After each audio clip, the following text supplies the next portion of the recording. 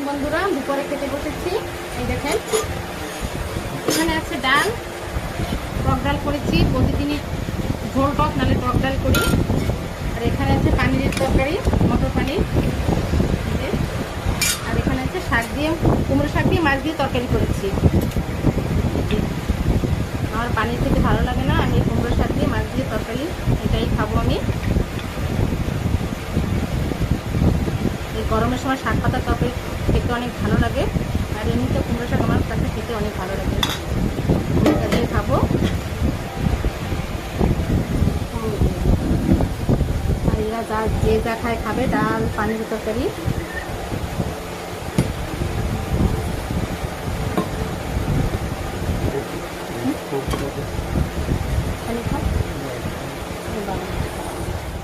উনি পানির দিয়ে খাচ্ছে, আর আমি খাচ্ছি শাকের তরকারি, আর বৌমা খাবে ডাল আর ডিম ভাজা।